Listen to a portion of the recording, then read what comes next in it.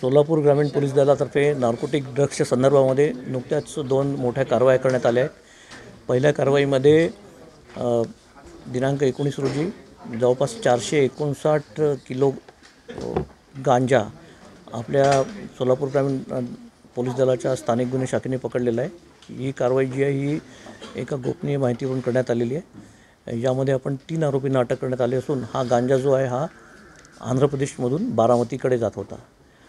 दुसऱ्या एका कारवाईमध्ये ऑक्टोबर महिन्यामध्ये मोहोळ पोलीस स्टेशनच्या हद्दीमध्ये नार्कोटिक ड्रग्ज अँड सायकोट्रॉपिक सबस्टन्सेस ॲक्टच्या अंतर्गत जी कारवाई झाली होती त्या कारवाईमधला एक महत्त्वाचा आरोपी जो इंटरस्टेट गँगचा मधला मास्टरमाइंड आहे त्याला पकडणं हे एक चॅलेंज होतं। त्या आरोपीला आपण नुकतंच गुलबर्गा येथून पकडलेला आहे आणि हा आरोपी जो आहे हा आरोपी एक मोठी गँग चालवत होता।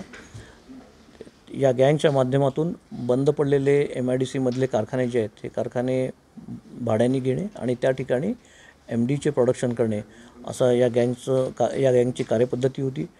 या गँगमधील आतापर्यंत आपण 11 आरोपी अटक केले असून नव्याने 2 आरोपी अटक केलेले आहेत। असे एकूण 13 आरोपी आपण यामध्ये अटक केलेले आहेत आणि हा जो मास्टरमाइंड जो आहे हा राज्यातील इतर पोलीस घटकांनासुद्धा त्यांच्या गुन्ह्यामध्ये वॉन्टेड आहे।